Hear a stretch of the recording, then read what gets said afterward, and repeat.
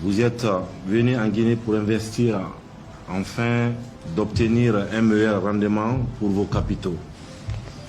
Ces investissements devraient faire non pas au détriment de la Guinée, mais également à son profit. C'est cela la coopération gagnant-gagnant. Nous avons mis en place plusieurs mesures incitatives pour un climat d'affaires garantissant un retour d'investissement élevé.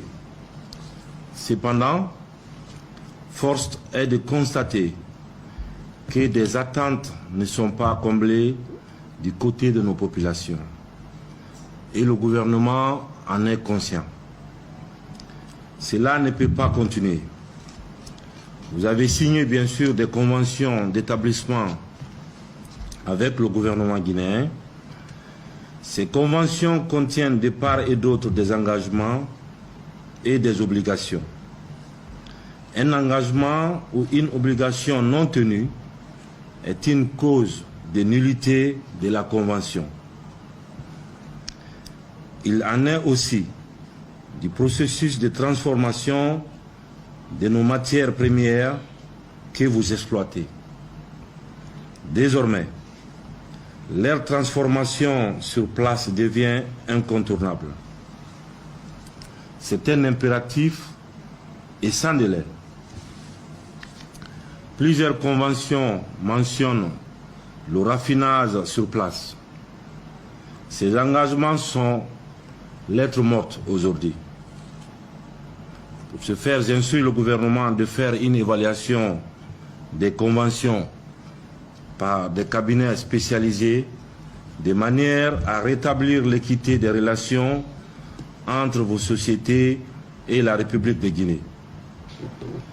Il ne s'agit pas de remettre en cause les engagements pris par la Guinée, mais il s'agit de faire en sorte qu'aucune des parties prenantes aux différentes conventions ne soit fondamentalement défavorisée dans la répartition des revenus issus de l'exploitation de nos ressources naturelles.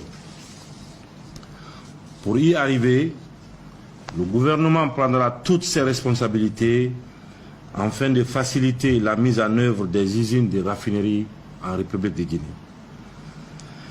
L'État jouera tout son rôle afin de créer les conditions de développement d'un corridor de prospérité. La transformation de la bauxite en alumine ne doit pas se limiter seulement à la mise en place des usines de raffinerie. Toutes les matières premières et produits rentrant dans la transformation doivent être produits sur place.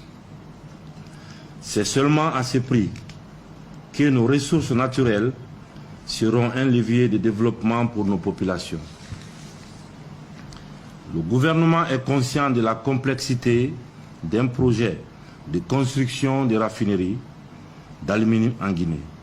Cependant, le respect des conventions de base reste pour nous non négociable.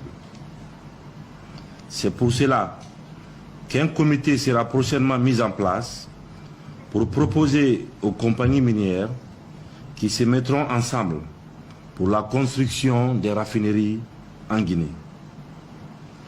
Au cours des discussions, un chronogramme, je dis bien un chronogramme détaillé et précis, dont le gouvernement sera le garant du respect des délais contractuels, devrait être signé entre toutes les parties prenantes.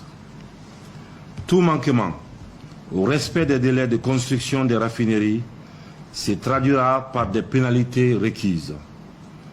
En dépit du boom minier du secteur bauxitique, force est de constater que les revenus escomptés sont en deçà des attentes. Vous et nous ne pouvons plus continuer à ce jeu de dupes qui perpétue une grande inégalité dans nos relations. Il faut la corriger et c'est maintenant. Je vous invite à cette démarche qui devient un impératif catégorique et non négociable. Et ce, avant la fin du mois de mai. c'est-à-dire on est en avril, c'est d'ici la fin du mois prochain. Je veux, Monsieur le Premier ministre, qu'on me réponde sur ça. Je vous demande de revenir auprès du ministre des Mines et de la Géologie avec des propositions, un projet, un chronogramme précis de construction de raffineries d'alumine en République de Guinée.